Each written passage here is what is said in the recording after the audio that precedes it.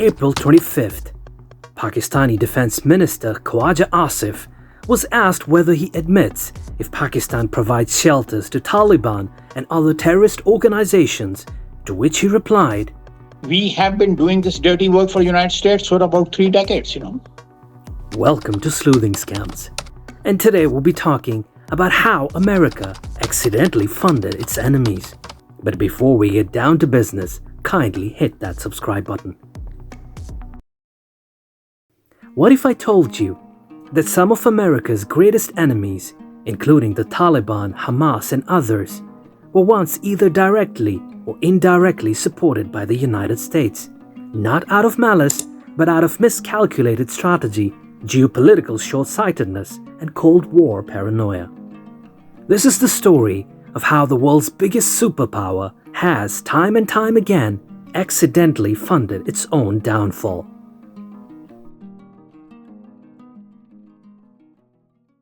The Taliban, trained by the West, turned against the West.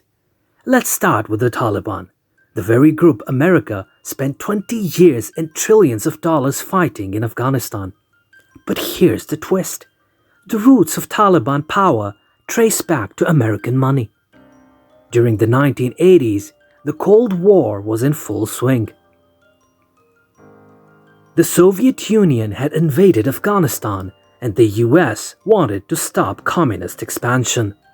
So, through the CIA's secret program, Operation Cyclone, the US began funneling billions of dollars into Afghan mujahideen, Islamic fighters resisting the Soviet occupation.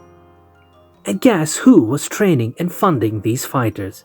Not just America, but also Pakistan's intelligence agency, ISI, with American approval.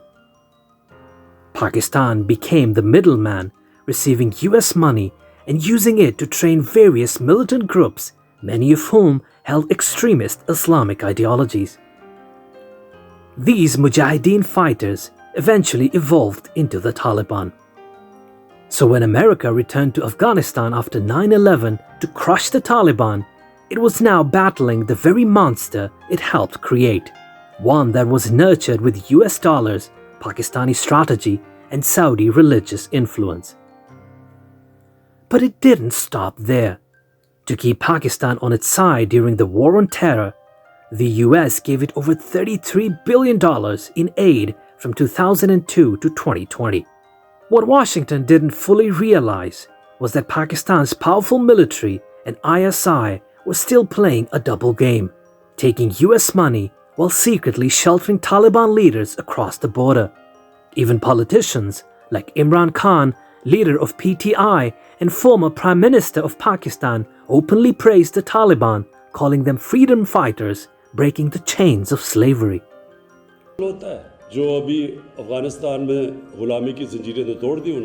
And if you look at the sentiments on the ground in parts of Pakistan, you'll find widespread anti-American views. While the Taliban is seen by some as a legitimate resistance force. The result?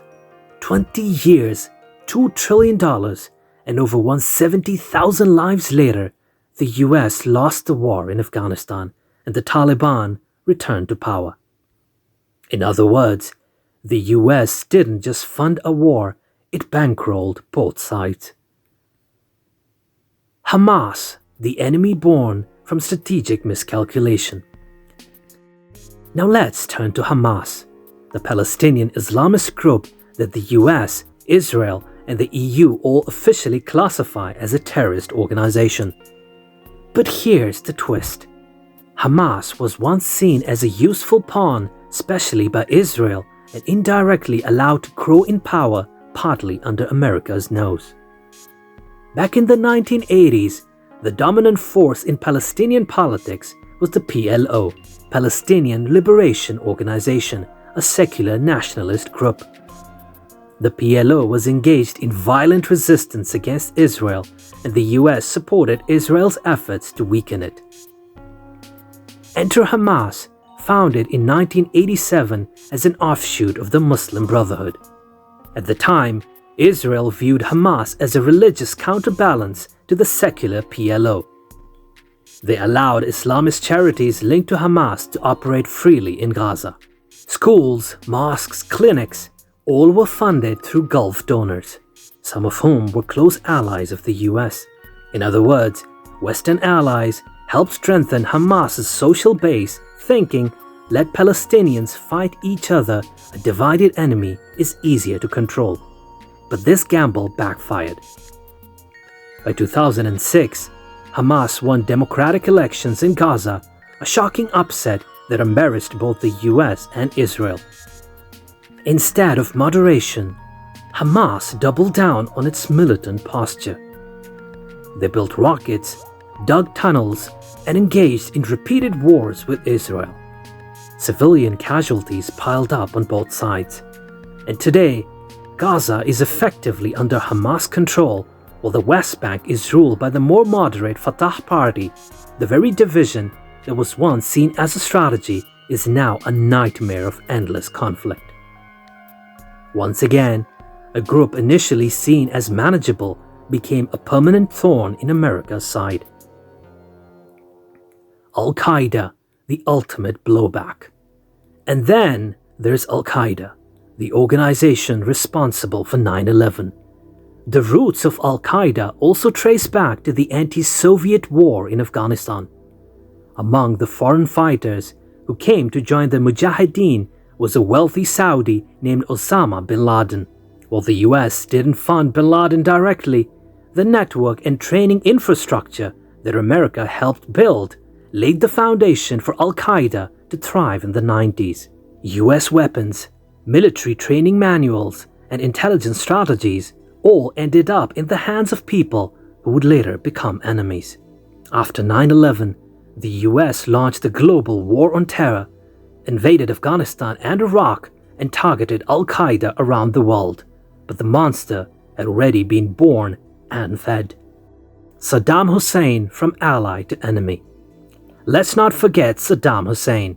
In the 1980s, during the Iran-Iraq War, Saddam was seen by the US as a bulwark against the newly formed Islamic Republic of Iran. America provided Iraq with satellite intelligence, financial assistance, and even dual-use technology that could help build weapons. US companies even sold him chemical precursors, despite knowing he was using chemical weapons against Iranian troops and Kurdish civilians. But by the 90s, after Saddam invaded Kuwait, he became America's #1 villain. 2 wars were fought, sanctions were imposed, and eventually Saddam was overthrown in 2003. In short, the US helped arm a dictator, then had to spend trillions removing him. And with that, it's time for us to call it a day. Subscribe to our channel and don't forget to click the bell icon.